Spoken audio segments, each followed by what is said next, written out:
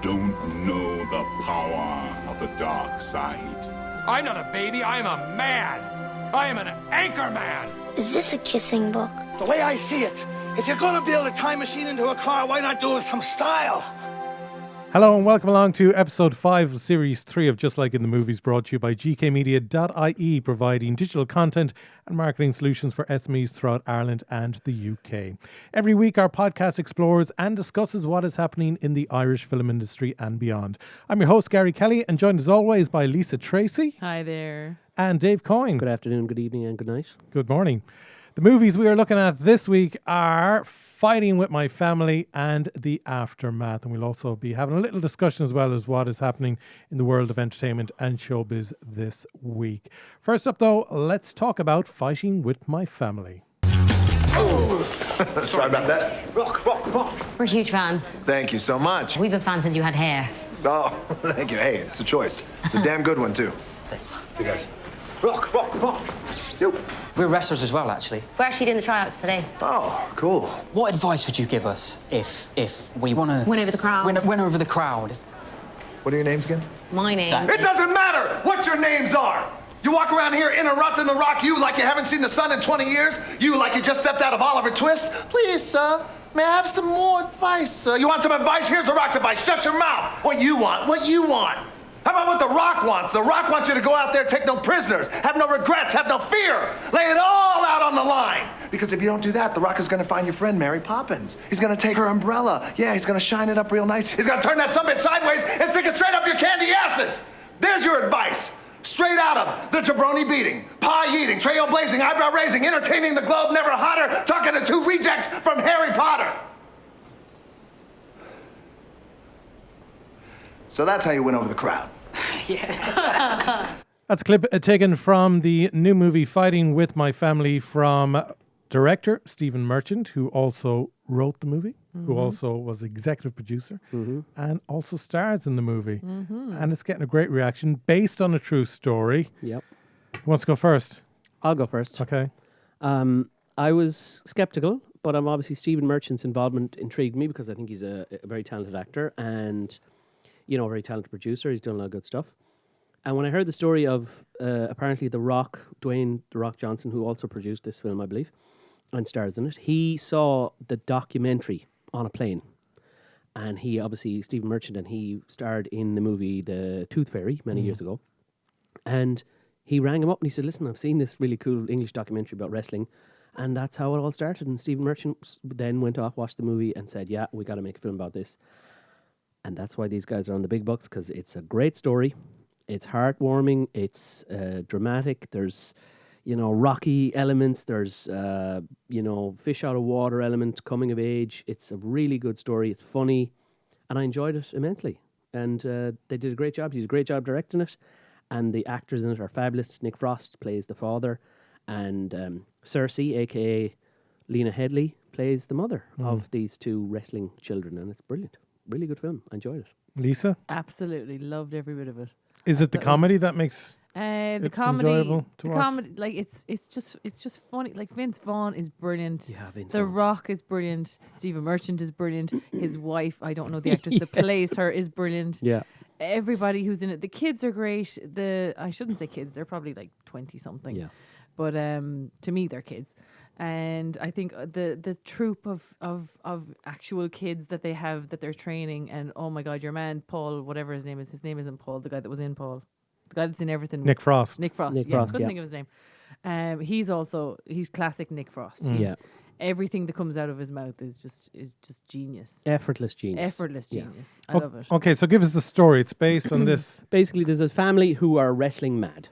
And it's based on a true story, as I said. And there's parts of the feature film at the end, they show clips of the documentary that is based on it. And there's dialogue for dialogue from the documentary of these real people talking. And they're a wrestling mad family, WWE, The Rock and The Undertaker. From Norwich or somewhere, isn't it? Yeah, and they're from up north. And Norwich is hardly north.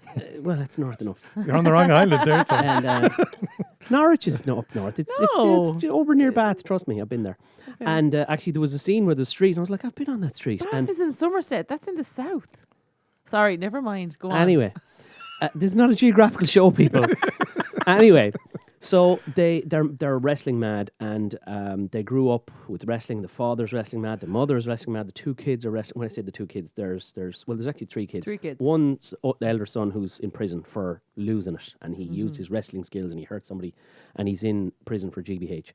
And the next thing, the daughter in the middle, who is she's a goth, dark hair and the lip ring or the nose ring or whatever, and she's a bit gothic looking, but she's a very pretty lady, but she's big into wrestling. And her brother is a brilliant wrestler. He's just excellent wrestler, and they do wrestling shows and they train people and teach people. And they go for tryouts with the WWE in the Millennium Dome, and they're wrestling and they're doing their moves and all the jumps and the fighting and whatever. It's very choreographed, but there's a lot of energy in the thing. And the girl, she gets picked to go through, to come to America to train to be in the junior leagues of the WWE, and her brother, who's a better wrestler, doesn't. And she's the only, and he's broken hearted, and he's down in the dumps, and He's not so much a better wrestler. No, but he technically he wrestles better than her, but she's got magic. She's got a spark. She's got star qualities, and Vince Vaughn is like, yeah, goodbye, and Vince Vaughn is brilliant in this. Brilliant. He's this talent scout who kind of says, look, you're cut. Okay, there's 20 people in the room. And he's like, okay, I'm going to call your name. And if I call your name, that means you're through. And he calls her name. And she's the only name that calls. All right. Everybody's cut. And this happens in real life. So she goes off to America. It's all teary and she's nervous and going over. And then the pretty girls in America are all bullying her. And then it turns out that they're actually not bullying her. They're just nice people, and they're trying. They have kids, and she finds her way. And the brother back in England goes down the bad rocky road a bit because he's depressed over this. Okay. He has a kid with his girlfriend, and she becomes. Long story short, she becomes this. In real life, she actually became a WWE's rock star with Dwayne the Rock Johnson and everything, and she made loads of money and. It's a great story. And then she had to retire last year at the age of 25. Well, wrestlers, they get injured and whatever, but it's actually really well directed and really, uplifting. Yeah, absolutely. I loved every single bit of this film. There wasn't any part of it that you were going, oh God, this is kind of a bit fake, or this is a bit cliche, or there was none of that. It was very real, and it wasn't raw like the actual film The Wrestler. It didn't go down that route, but it still had, you could still see like the amount of work that goes into becoming a wrestler. Like it, as they said, it's not fake, it's fixed. Yeah. So it's scripted. It's scripted. Yeah. So like, the Unlike moves are this show. coming. Exactly. The moves are coming, but and you can get out of the way. But the moves are still dangerous moves. They're still, you could still kill somebody. So it's still dangerous. It's still wrestling. But there's some great scenes in it. When they have a blind kid. Yeah, they learning to wrestle. Like, it's just so cute. And he went on, apparently, according to the actually end of the become movie, a wrestler, a professional wrestler. And he's a blind kid. And in the movie, he's they're driving around the van. And they're like picking up these kids off the street. And you stop dealing drugs, and you're a blind kid. But come with us. We'll teach you wrestling. We'll keep you safe. We'll camaraderie and stuff. And they're all rooting for this girl, and she comes back in the middle after the Christmas break, and she's thinking, I don't know if I can do this. And they're all like, no, you have to do this for the family. Like, we need you to do this because this is the dream and everything. And it's very uplifting. And the lady, what's her name? Florence Pugh, I'm going to say, the actress who plays the lead lady in this, or girl, she's brilliant. Oh my God, movie star of the future. I mean, wow. And I saw her on Film 4 being interviewed about this. So prim and proper, and lacy blouses, and really posh talking. And I was like, what an actress, because I wouldn't in a million years place her, because her accent was so good, her physicality, her look. I mean, chameleon, brilliant. Excellent. Absolutely. First movie for Stephen Merchant as a director on his own. Yeah, without Ricky. Yeah, without Ricky. They did Cemetery Junction together. Which wasn't bad. No. But yeah, good job overall by Stephen. Yeah, he did a good job. The man is talented, there's no doubt about it. And for me, it's 3.5 stars for me, for sure. Solid 3.5 stars. Okay, Lisa? I was going to give it 3.5, but I actually think it was one of the most entertaining films I've seen all year. So, and I've seen a lot of movies this year so far. So I'm going to give it a solid 4.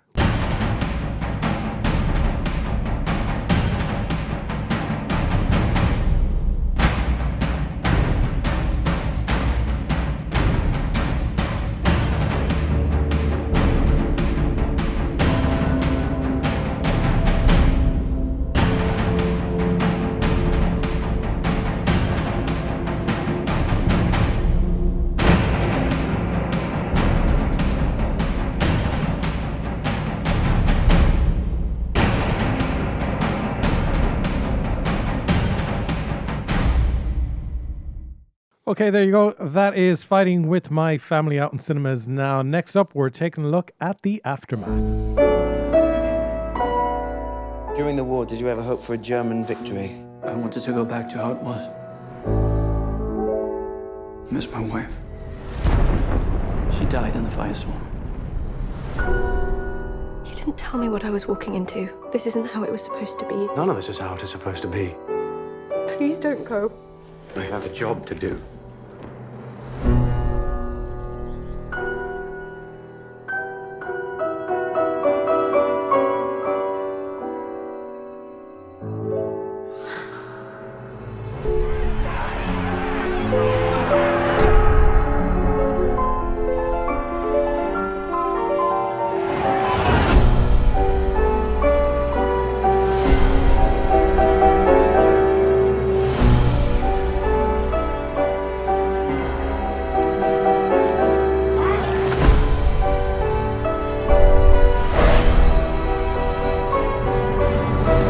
There you go. That's a clip taken from the movie The Aftermath from director James Kent, starring Keira Knightley. Lisa? Yeah. Okay, that's okay. Jason Clarke, who is, I think, a great actor. I think he was in a Terminator movie as well. He actually was the new Terminator and the last Terminator that is being erased from canon. Okay. Oh. Apparently. Yeah, he's starting it from following on from Judgment Night. He was in a lot of things. Or Judgment though. Day. Judgment Day. Isn't he Australian? Yeah, he was born in Australia, yeah. And Alexander Skarsgård. Skarsgård. He's a great actor. Oh. He is fabulous. He's brilliant. Everything about He's Alexander's underrated. fabulous. Like, he hasn't broken through as he should. I mean, he No, did the Tarzan that's movie, true. which was a bit meh. Yeah. That could have been his big vehicle, but yeah, he's in this. Okay, so World War II movie, British colonel and his wife are assigned to live in Hamburg during the post-war reconstruction, but tensions arise with the German who previously owned the house, which of course is Alexander. Skarsgård. Couldn't really find that much information about the movie. Saw the trailer and I kind of felt that I knew the story from start to finish. You did. Did I? All right. You did. Yeah, you did to a point. To a point. Yeah, there's a few moments in it where there are a little bit of unexpected moments in it. Yeah, but at the same time, I was wishing for a twist at the end. Yeah, and I really was. There was moments in it where I was literally, you know, the moment in the car at the nighttime. I literally was like, okay, tick, tick, there it is. I knew I could just see it happening before it even happened. You could hear it when the car was going. That you were like, "Yeah, this is gonna be a boom." But I had to say, you know, we've all seen enough World War II movies to sink a battleship here, pun intended. But we had never seen one like this. Yeah, there's a differentness to this. It's 5 months after the Germans surrendered, and you're in Hamburg, which was decimated. There's the opening scene. The opening shot is a bird's eye view of bombs just going, and then the city is just a shell. Yeah. And Keira Knightley is on this lovely train arriving, and nice little bit of exposition. There's a little boy reading a book with his mother on the train, and he's reading like, "You shall not. You are about to enter a enemy territory. Do not for what's that word?" And the mother has to phonetically say fraternize. And his little boy, and Keira Knightley's sitting there, kind of listening to this and looking out the window. And then she arrives, and there's a little bit of tension between her and her husband. Immediately, they're not as affectionate as you would imagine. You know, there's people throwing their arms. Backstory. Yeah, there's people throwing their arms around each other, snogging, and then they have a little kind of awkward kind of a kiss and a cuddle. Hello, Lewis. You know. Yeah. And Lisa, you go from there. Okay, so Jason Clarke is the captain in charge of, or the colonel. The colonel. Yeah. In charge of the reparations after the war. And there's still a lot of tension between the Germans and the Allied forces, obviously. And it's already divided into the Russian zone and the US UK zone as well. There's a lot of rubble. Yeah. And there's a lot of people. A lot of dead bodies buried underneath there. Yeah. And that is it's something that's unexpected, I think, in the film, that you think this is going to be like a smooth Keira Knightley movie. It's going to be just a love story. But then you've all this other stuff going on with the actual, like, guys with the eight on their arm. The 8, which is the symbol that they had for 8 is the 8th number of the alphabet, a letter of the alphabet. Letter. So HH, so 8 was the code. And they burn it into their arm as a symbol of Heil Hitler. Yeah. And these guys were like the underground, and then the likes of Alexander Skarsgård was an architect. Was an architect in always the dreamy role that they portray people as architects in every single rom-com, even in a World War II movie. I thought that was like very on the nose. So Keira Knightley goes to the house and she meets Alexander Skarsgård and his daughter, and the daughter doesn't even look at her. She can't even stand her. Also the staff are there. The house is stunning, by the way. This house is just, it's beautiful. And it was his wife's family home, and his wife got killed in the night of the bombing. The great bombing. The big night. Yeah, the big night. So like he's getting over his wife, and she unfortunately is also getting over the death of her son, or their son, should I say, who was he 11? Yeah, 10 or 11, and he died 10 or 11. Back in England in a bombing as well. Right, okay. So there's a kind of a mirrored effect of grief. Yeah. And of course their marriage is very much affected by this, and that's where it kind of gets this dramatic tension of, they're trying to repair their marriage, and every attempt at reparation is not taking. Yeah. And they're trying to, have trying to rekindle their sexual relationship, but there's moments where they're flirting, and she's like, "Oh, lock the door," and we're gonna have a bit of "How's your father?" And then he's like, "Take it away." The phone call, and there's a riot, and I have to go. It's always work, and she's like, there's a scene where she's got the strap of her nightie is down on her shoulder, and they're about to get busy, and he kind of puts it back up and kisses her on the shoulder and runs away. And that's not a good thing to do when your wife is grieving and you're trying to put things back together. So he goes off, and then of course she strays. She does. They do. There's two people in it.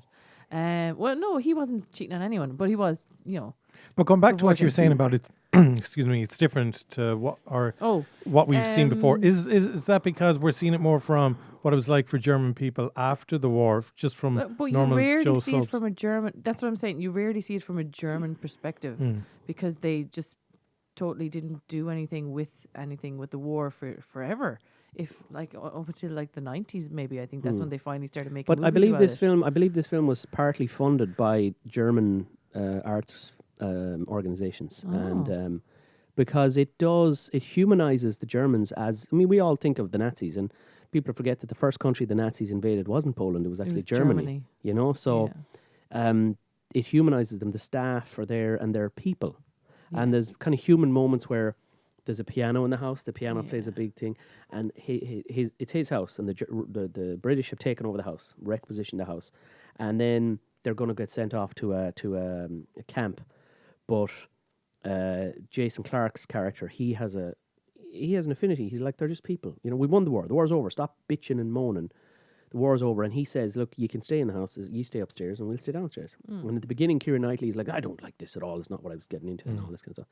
And scary scene where he has a cigarette case with pictures in it and an engraving that goes missing. And the daughter of Alexander Skarsgård, who played by this beautiful little actress, she steals it, and she's kind of hanging around with these 8 guys. Yeah, and there's a little subplot there, but it doesn't really come to much. But apart from your man dying in the end. Well, yeah, but it's a very subplot. It doesn't have a huge bearing on the main plot of the story. But he confronts her in the series and said, Frida, something is missing of mine, and I don't know, do you have it? He's basically accusing her. And you're waiting for her to talk back, and she just goes into his face and freaks him out and freaks the audience out. And she walks off, and you're like, that's a typical teenager reaction to foreigners coming into your house. And she's just, but, it kind of humanizes the war very, very much. Is it a good romantic drama? It is quite good, but I felt like there was something missing, that I needed a plot twist at the end. I really, really kind of wanted him to have been a bad guy. That he would turn around. But everybody was a good guy. I mean, if you think about it, Jason Clarke was the guy who got his heart broken. But he was cleared by the British. He got his papers and he got to stay, and he didn't have to go to the camp and all that kind of stuff. You wanted a Tarantino movie. I wanted a Tarantino movie. You wanted somebody carving a swastika into their head at the end. That's what you wanted. Maybe I did. Yeah. But so there wasn't a twist at the end, and there wasn't the happy ending that we expected. But you do get a happy ending. And it is, it was the ending that was sufficient for the movie. Yeah. Okay. Out of 5? 3. Okay. Yeah, I'm going to give it a 3 as well. Yeah. Okay, stay with us. Up next, we're looking at what is happening in the world of entertainment and showbiz this week.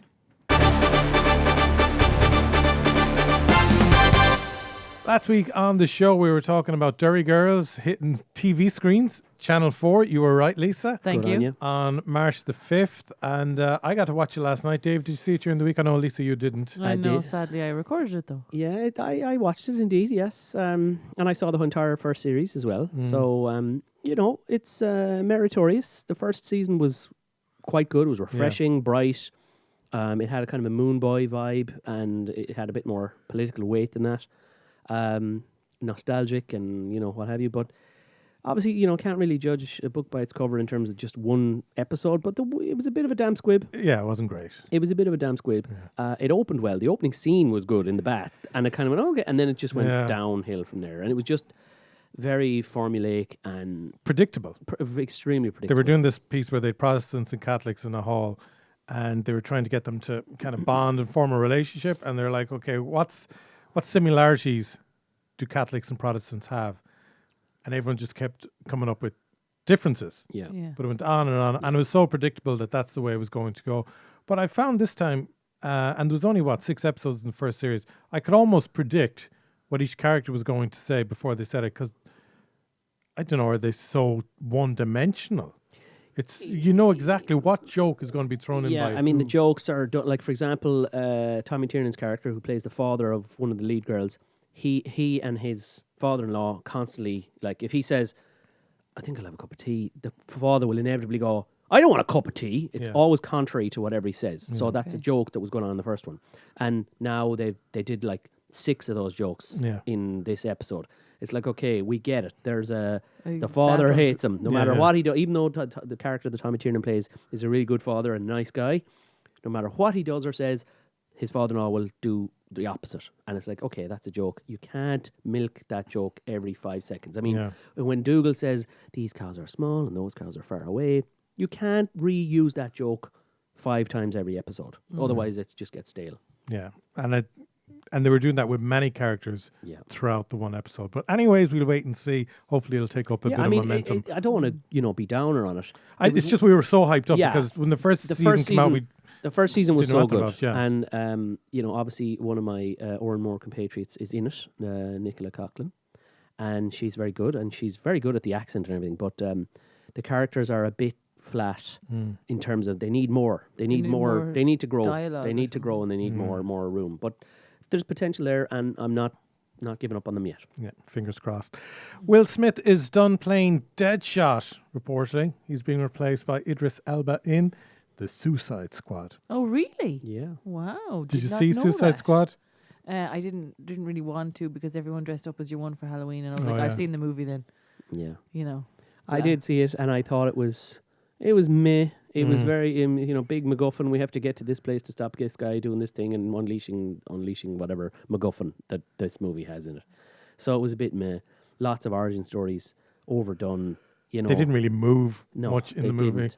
And kind of just the one street. There was no, there was a lot of potential wasted. A lot of great actors. I mean, Will Smith playing Deadshot had huge potential. I mean, there's a movie in that on its own. I mean, people aren't familiar with Deadshot, some might say. And then I'd say to them, well, had you heard of Iron Man in 2007? Did you know who Iron Man was? No.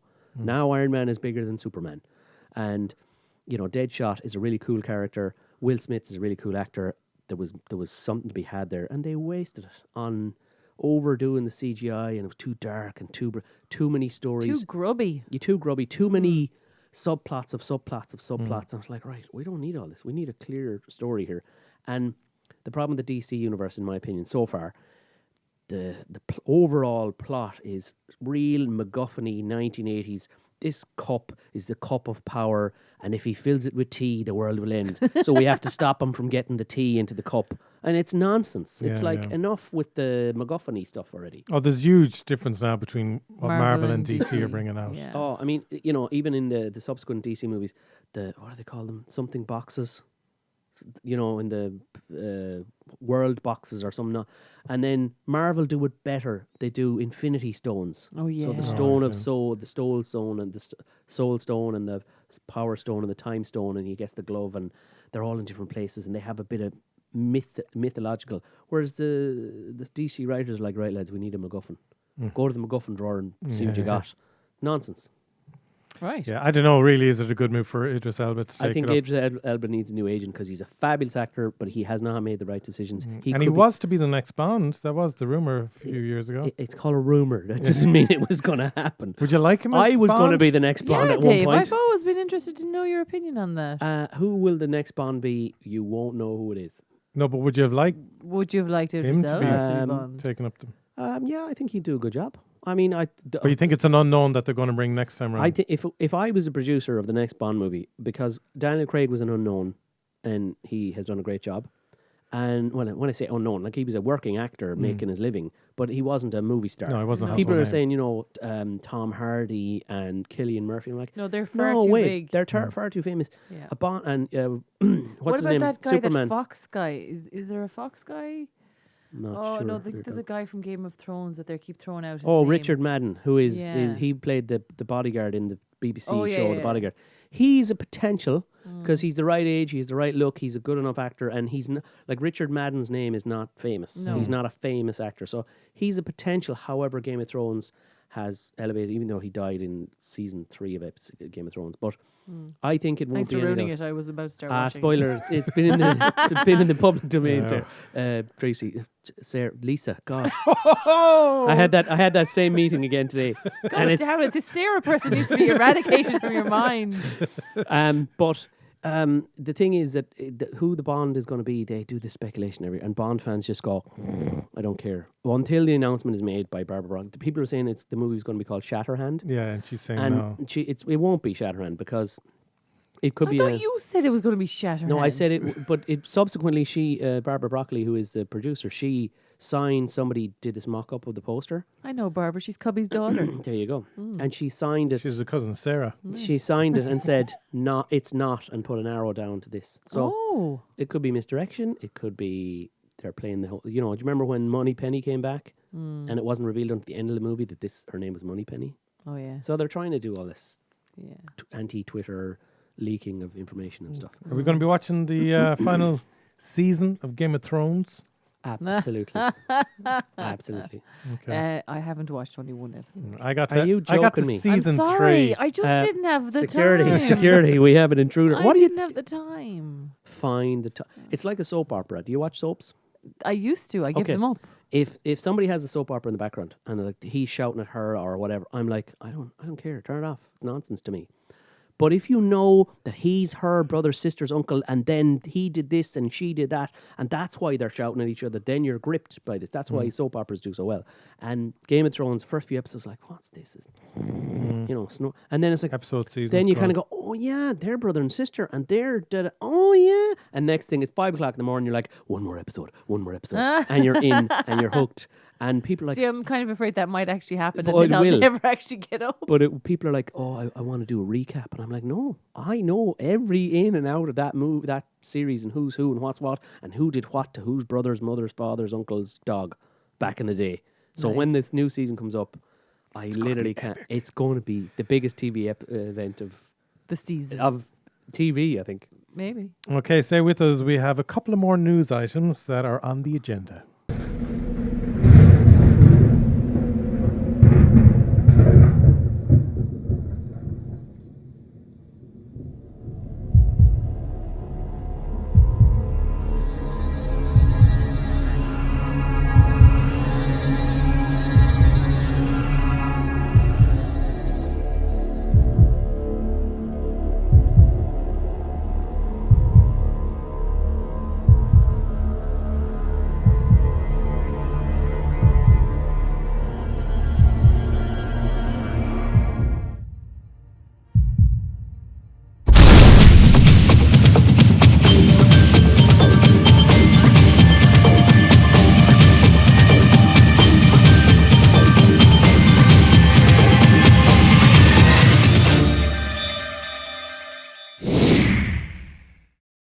Okay, there's a new movie coming out with Alec Baldwin that we Oh, I all can't kind of watched the wait. trailer of. Yeah. And Looks amazing. we're big fans of Back to the Future. And of course, DeLorean played a big part, focal point in the movie being the time traveling machine.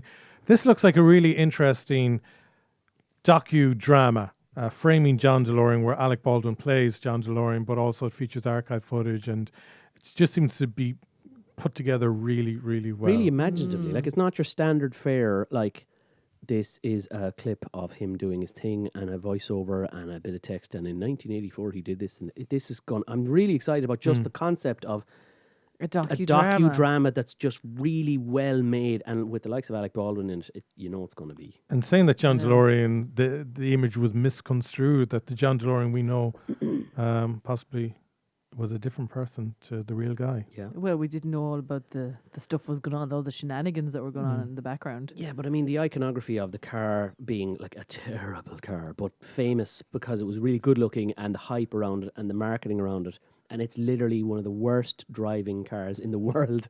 It has a horrible engine and a horrible gearbox. It flies, and It it brings it back to the 1950s. Oh. But it has wings. it wasn't the first car to have wings. Okay, fine. But it was such a good story, and he was ambitious, and he did lots of deals with Margaret Thatcher and in the north, and you know there was lots of shady dealings to be done, like, and it's really salacious material. I cannot wait. Yeah. And one would wonder, if he wasn't kind of caught by the FBI, would he be regarded years later as a brilliant entrepreneur? Probably. Probably. I mean, if He'd you look, probably be president of America at this stage. Yeah, if he was so inclined. if he was just a bit less, trusting of people in hotel rooms with hidden cameras. I mean, if you look at the likes of Donald Trump now, on the videotapes and the audio tapes of him, and, you know, we've all heard them, you know, when you're famous, women let you do this, that, and the other. We've all heard the tapes. But, like, even 5 years ago or 10 years ago, that would instantly, his career is over as a politician. So, in the 80s, he was trying to get money together to pay his payroll. He wasn't, trying to, do seriously bad things. He wanted to keep his company going. Yeah. And I guarantee him, you ever meet a billionaire, there's going to be some skeletons in the closet. Yeah. You know, and he just got caught in the first of its kind of sting. The first of its kind. So, cannot wait to see it. We all love a rogue story anyway. Yeah. Yeah, so Framing John DeLorean is the movie, Alec Baldwin playing him. Now, Oregon is hosting the last surviving Blockbuster store on Earth. Oh, is it? Yeah, the Is that second where it last is? one closed in Australia during the week. Wow. So there's one left. Blockbuster Video opened its doors back in 1985 with shelves full of VHS and Betamax tapes. And Wow. streaming services kind of just... It's hilarious to say, because I've spent last week, I was watching VHS tapes. Okay. Yeah. In work, is it? No, the company. Yeah, the company I work for, they have their 25th anniversary coming up next month. So I'm the multimedia guy in the company. So we found these VHS tapes, and they were like, "Oh, they gave them to me," and I brought them home, and I got my old VHS tape out, player out, and luckily I have an old enough flat screen TV that has a SCART lead. Got my SCART lead out, plugged it in. Rewind, play. Couldn't find the remote control, so I had to get up like a dinosaur and press play and rewind and eject. And I had to sit through hours of VHS footage, really badly shot, out of focus, no lighting. It was terrible. So, good riddance, Blockbuster. Yeah, and I think the same camera people are out there. It's just the cameras are better. Yeah. I mean, it hides the bad camera work. I was one of those cameramen with a bad VHS with, you might as well have 4 inches of Vaseline on the lens for all the detail you were collecting. How is the Vaseline on the lens, Dave? To make it It's a long smoky. story. Yeah, but it's Do you have to do that? yeah, you use Vaseline on the lens to, it's an To effect. make it What ethereal. kind of cameraman are you? Yeah. Yeah, tight is what I Yeah, heard. You could use a tight, like a woman's tight. And it gives yeah, that that's kinda one way, but if you don't That's have one way. one, If you don't have that, you can use Yeah. Vaseline. Vaseline But on it the- damages, you're bound to have one or the other. Yeah, exactly. Maybe both. I don't know what you do with the weekends, but anything can happen.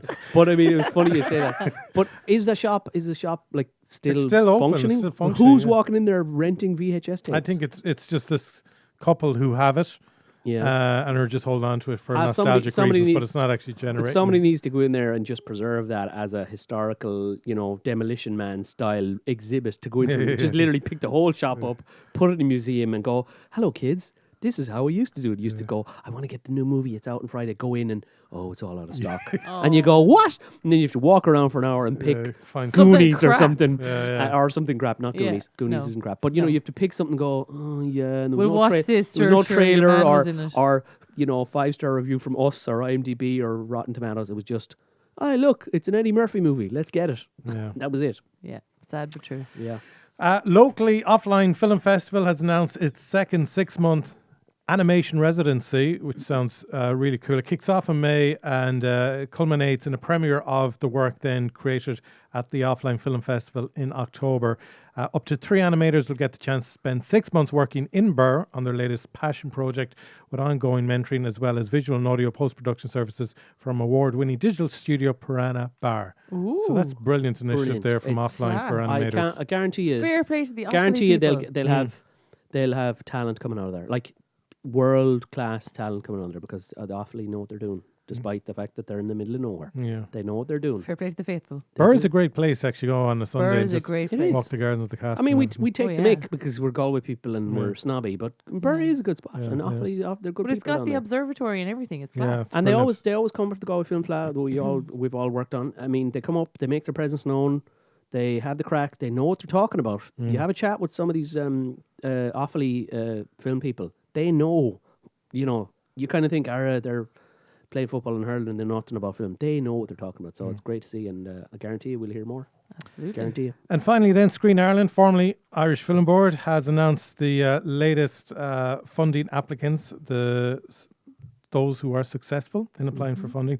Writer-director Lance Daly is set to follow up on Black 47 with The Wild Atlantic Way, for which he received 30 grand in development funding, I'd say. Lee Cronin, who is The Hole in the Ground, which is out at the moment, he's received 27k for Box of Bones.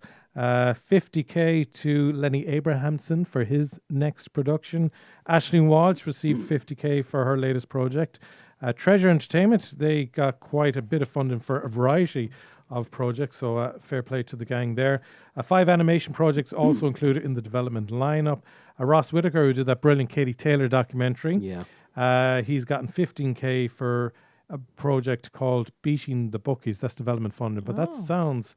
I like the title already. It has me hooked. Yeah. It's a good start. And production funding, 100k went to Alan Maloney for Windmill Lane, a feature documentary. And I think, is Alan Maloney the guy who did the one on Meetings with... Alan Maloney's the guy that made the one with Kerry Katona, the show band show movie TV show. Okay. Yeah. Isn't that I should know that I worked on show bands wasn't he too. Parallel or Paragon or Parallel Films. Wasn't he Parallel? I think so, yeah. I think that's him. I don't know. I could be completely wrong. Maybe No, I'm I think you're dead, right. Alan. But it's great to see. But one of my bugbears there is you've heard, a lot of those names are familiar names. Where does the next generation come from? Do you know what? Yeah, well, that's a press release as well, so maybe they're just putting out the names that we know. Yeah, but I mean, it's a difficult enough business to crack into, and if there's a scheme there by the government to encourage talent, there should be a cycle. Who's next? Who's the next Lenny Abrahamson? He is an Oscar-nominated director. He shouldn't need to get 50 grand funding from the film board. The thing is, if they know that the movie will make money, they're the ones really you want to invest in. Yeah, but the whole point, it's public money, it's my money, it's your money, it's Lisa's money. And, it's but it's our money. We pay our taxes, and then the government go, here, they give it to a successful filmmaker. Successful filmmakers should be able to go to production companies that are financially viable and get their money there. The public money should go to the up-and-coming talent. You pass through, you get your help, you get your foot You in can't the door. always be dependent on the state. Yeah, and then you move on. You move on and you get your... I'm like, we get our education. But it's 100k, and then it's not huge money for what will probably be the big final money. budget, though. If you give me 100k, millions. I'll give you a feature film. Yeah. With your help, of course. But if I can get public funding, well, then maybe. No, but like 100k, I mean, look at 100k. What's your man's name who made in the our film? world is huge money. But if you're making Pilgrim a film Hill. for 10 million, Pilgrim Hill was made for 5 grand. Pilgrim Hill, feature film, award-winning feature film. Barrett. He made it he went into the credit union. He said, I need to borrow a car. I can't do his wonderful accent. I want to buy a car. He borrowed 5 or 6 grand from the credit union. Yeah. He didn't buy a car. He bought some equipment, got some pizzas for his crew. My cousin, who is a very well-trained actress, she was in the film, and she said he was brilliant, and he had a vision, and he went, and he took his 5 or 6 grand, and he made a film, and he won awards. Now he has a career. Yeah. He's working for Channel 4. He's not going back to the credit union and going, hey, I need to buy another bigger car for 20 grand. I need to get Tony Collette to make Glassland. No. He went to the place where productions are made Channel 4, they have money, they have advertisers. That's where the cycle of industry is. It's simple I as know that. what you're saying, but I've been in Cannes as well, and I've been on the fancy yachts having the meetings, and you as an Irish producer, when you go, the first thing they'll say is, oh, have your own Ministry of Culture or your own film board, have they come on board to support you? And if your own kind of film institution hasn't come on board to support you, well, then they're like, well, why are you talking to us as UK or German filmmakers or French or whatever? It is, unfortunately, it is that status, certainly within Europe, that you need to have your own. Well, that just shows you the power of Hollywood because, Well, Hollywood's just the but studio does it. Yeah, but European film is still the poor relation of, please sir, can I have some more? We've got 50 grand here and my mother's giving me a tenner and I hoovered the couch yesterday and found €2 and, the film board will give me 50 grand. Oh, grand, we'll give you another 50 grand. And you scrimp and scrape and then you can still make good stuff. But, I have a little bugbear of the same group of people getting their funding every year. It's a cycle and that's not what public money should be for. Mm-hmm. Okay. Spot on, Dave. Interesting debate. Certainly one I think we should come back to again at some stage. Indeed. Absolutely, yeah. And I will say that there was... Maybe we should have a group excursion to Cannes. Yeah. I did meet a director before who was talking about her movie, and the producer actually got 35 different funding bodies together to get the finance to make How the movie. irritating And it would wasn't those even a credits huge in the opening titles budget. be? The opening titles. Oh, there's nothing worse. This was produced in association with, by, No, the worst. with, But the worst thing is over they with. can't just have a title card that lists them all. They all have to have their intro with individual. the globe or some dude with an arrow and Yeah. in association I with once saw a ABC. movie that had like at least 7 of those, yeah, and I I was know. like, "This is a feature film with like 7 of these guys Yeah. with the shooting arrow Yeah. and the turny Yeah. thing," and then you're like, "Oh, Yeah, I mean, I love it when it's just like I miss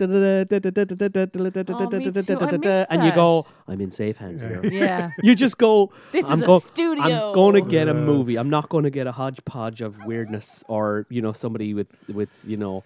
doesn't know how to use Or a the camera. lion. Oh, the lion. Yeah. Memories. MGM, From Dublin. baby. From Dublin. Apparently, the Yes, next Bond born movie, in Dublin. Apparently, the next Bond movie, their United Artists are reforming, so it's going to be distributed under the United Artists. You know the Ooh. UA, the old UA thing. So all Bond Cool. movies were distributed by United Artists or MGM, and then Sony got in, but now it's going back to United Artists. Apparently, that's going to be the distribution group of whatever. I like it. Okay, look, lots more info, insight, discussion, controversy, debate, all of that on next week's episode of Just Like in the Movies, which will be the final one for Series 3. Thank you very much, Lisa. Yes, Gary. No, because I was going to say thank you very much for listening or watching. Oh, yeah. But then I said I'll actually thank you first before I do that bit. It wasn't that I forgot your name, Sarah. Not again. Thank you very much for listening to this podcast or for watching the video on YouTube. Lisa Treacy, thank you for joining us in our studio here in Galway. You're very welcome, Garry Kelly. And you, Dave Coyne, thank you as well, sir. Pleasure as always. And we hope to talk to you or be part of your life or whatever next week, either via audio or video. Don't forget, you can now tweet us, JLIT Movies. Tweet is our Twitter handle, or you can email us movies@gkmedia.ie. Until we talk to you next week, take care. Bye-bye. Slán. Bye.